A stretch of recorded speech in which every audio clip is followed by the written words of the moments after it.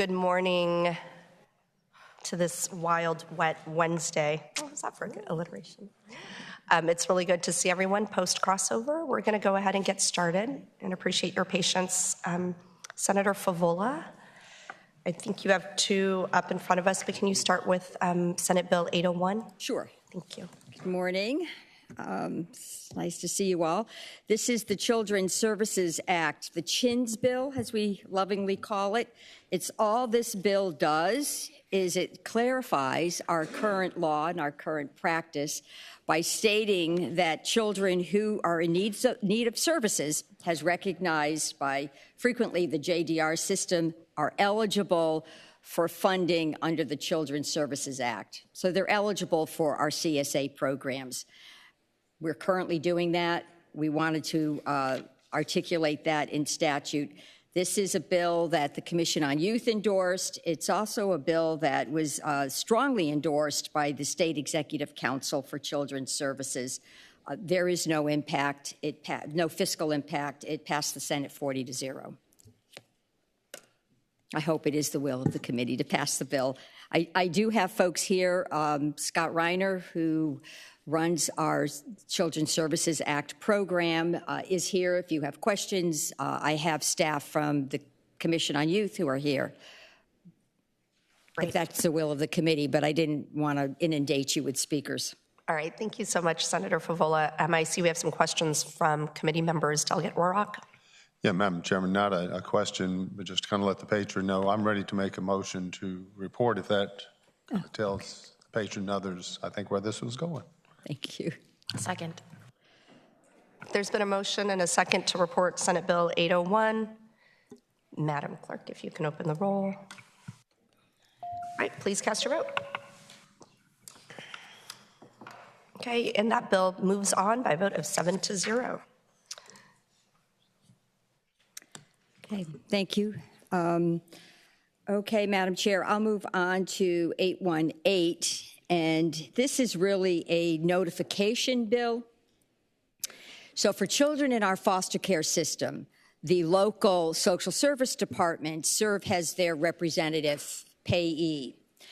And what this bill says is that if a child is eligible to receive benefits from the Social Security Administration, any of those programs, or the Department of Veterans Affairs, then that payee, the Social Services Department, needs to notify the child, if the child's 12 years of age or older, the child's parent or a prior custodian, a guardian ad litem, and if there is a legal counsel who's been appointed to help the child.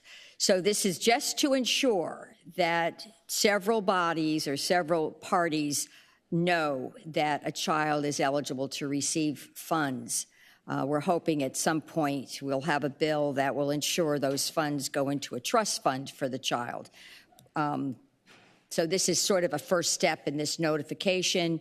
The next step, we hope, would be ensuring that those funds stay in a trust fund for the child. That's not, the second step's not in the bill.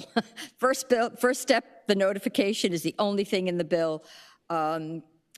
I can say that the Disability Law Center representative is here, Colleen Miller. We've been working on this for a couple of years, so that's the bill. Great, thank you. I remember this issue from last year as well. Delegate Warrock, do you have a question? Yes, thank you, Madam Chairman. Senator Favola, yes. I hope this is a friendly suggestion. Would you find it adverse on line 13 after notice to insert in person or? Because I can imagine a circumstance where frequently the caseworker will have in-person contact with this individual, and the intent is to make sure they get written notice of the eligibility that's there, and that may negate the need for then sending a certified mail. The challenge, my personal experience with certified mail, you send them out, it takes you a couple weeks to get back the fact that they didn't get it. And so I mean that as a friendly amendment if you feel it is as well. I think the in-person would be fine because it will still be a written notice. Correct. So, Madam Chairman, I'd propose an amendment on line 13 after notice, insert in person or. Colleen's giving me a heads up over there. So.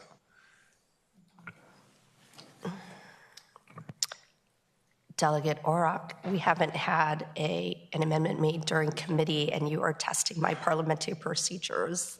I'm sorry? I said you're testing my parliamentary procedures because we haven't had an in-committee amendment made on the fly. That's my job. Yes, Yeah. sir. All right, all those in favor of this amendment, or do we have a second? Second. All those in favor of this amending the bill as such, say aye. Aye. Aye. Any opposed? Aye. Great. Madam Chairman? Yes, Delegate Orrock. Not another amendment, but just, Senator, could you clarify, how does the notification of the child 12 years or older by certified mail work? Because that's obviously not going to be going to, it's going to be going to some adult's address.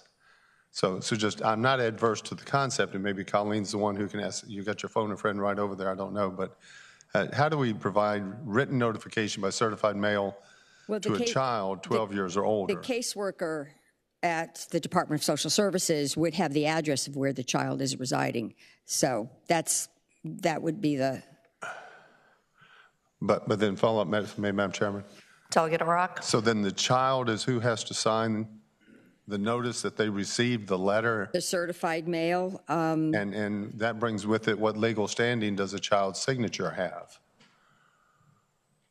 I understand the intent. Yeah, no, I mean, according to our federal statute and state statutes, that the child reaches a certain age, and we use the age of 12. Some statutes use the age of 13. The child is considered to be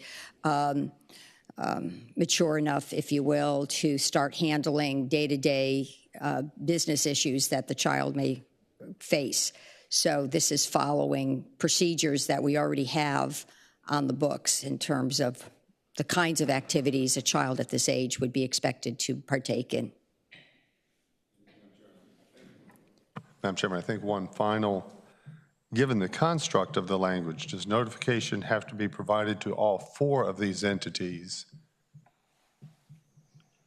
I interpret it to be yes, if all 4 exist. The way it's written, it says 30 days after receiving the first benefit payment on behalf of the child, too. So it's listed. So if all 4 are in existence, the answer is yes. Are there any other questions? I don't see any. Are there folks here in the audience who wish to speak in support of this bill? As the senator said, Colleen Miller from the Disability Law Center of Virginia, we do support the bill. This is part of something we've been working on for several years with the senator and with members of the House, and we appreciate this effort. Thank you. Thank you. Are there folks in the audience who wish to oppose this bill? All right, committee members. Move to report. Right, there's been a motion and a second to... Move to report as amended. All right, to report as amended. Madam Clerk.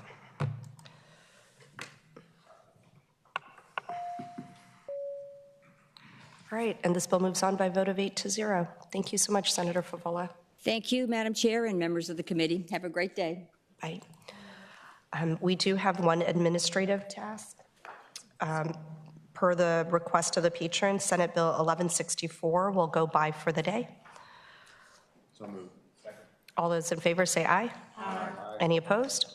Great. Thank you. Senator Rome. Good morning, everybody. Good to see y'all again. So I got 2 happy little Section 1 bills for y'all. The first one here is SB 1019. Now, committee will actually remember this one from last year with actually one difference, Madam Chair. So what happened last year with the WIC bill? This one says that the Department of Health shall provide information, resources, and education to all food banks located within the Commonwealth regarding existing outreach opportunities for providing assistance to individuals completing an application for the special supplemental nutrition program for women, infants, and children. Here's what happened. So we get the bill out last time, and then there was a 13th floor dispute. On the Senate side, they said it didn't need a FISC. On the House side, they said it did need a FISC, and we'll budget amendment, and we didn't have a FISC for it. So we clarified that so that there would be no dollar attached to it, that it was just existing opportunities here, and that settled any disagreement. So, Madam Chair, that's where we're at. Delegate Shin, do you have a question? No question, ma'am. Oh, you don't? Okay. Delegate Orrock. Thank you, Madam Chair. Senator Rome, good morning. Morning. I guess my question, why is this necessary? It's my understanding this is common practice across the Commonwealth. So why do we need to give them a directive to do what they're doing? So, Madam Chair, I would tell the senator that what we found in working with food banks is that sometimes they don't have explicit guidelines, and then they won't necessarily do stuff to help enroll people in programs. So, for example, when we passed my SNAP bill that's pretty much almost identically worded to this, that was because we heard directly from food banks from saying, hey, we're not sure we have the authority to, even though others were saying, yeah, we do this all the time. And so this clears it up in our very Dillon Roll state way of basically saying, yes, you do have this, please do this. And by having this as a directive with the shall from the Department of Social Services, this makes sure that it gets done. Are there any other questions? Okay. Are there folks in the audience who'd like to speak in support of this bill? Are there any folks who wish to oppose this bill? Delegate Shin? Move to report. Second. There's been a motion to report Senate Bill 1019. Madam Clerk, and it's been properly seconded. Madam Clerk, if you can open the roll.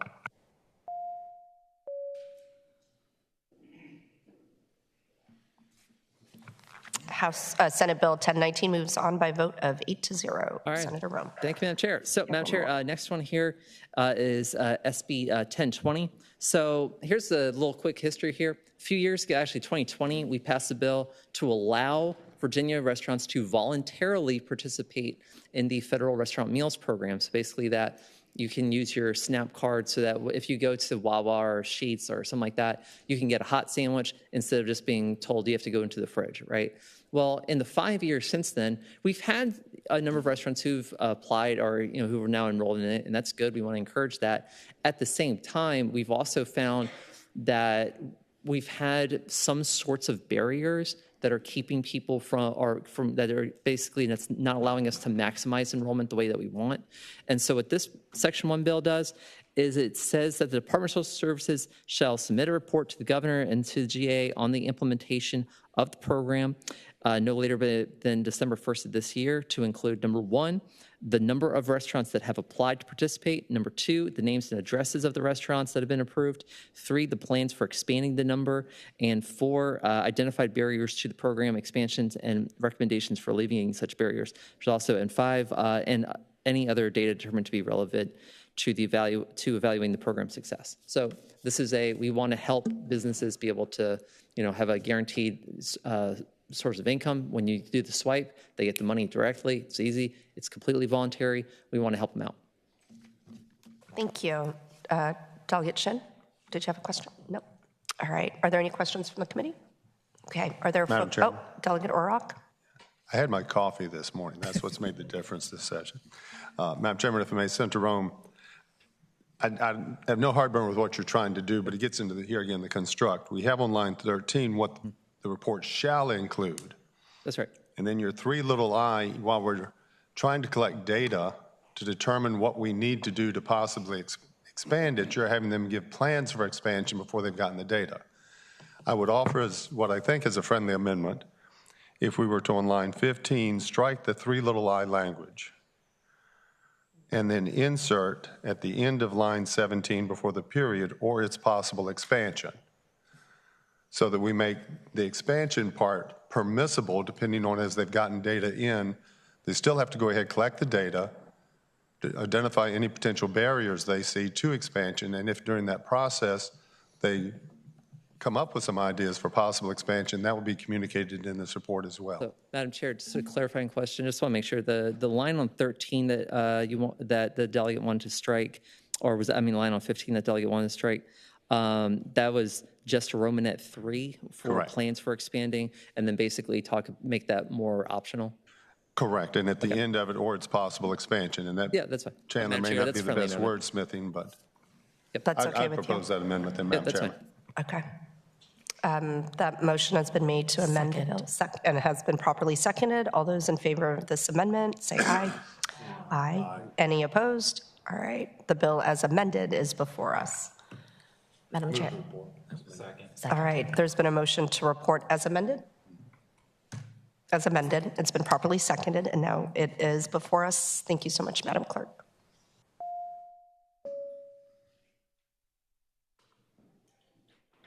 And this bill moves on by a vote of 8-0 as amended. Thank you, Madam Chair. Miss you all. See you. Thank you, Senator Rowe. I think that is all the bills that were before us this morning. Oh, he's here super early. All right. Thank you all so much. We will see you at 9 o'clock for the HHS full committee. 8:30. Where are we? Who are we? 8:30 for full committee.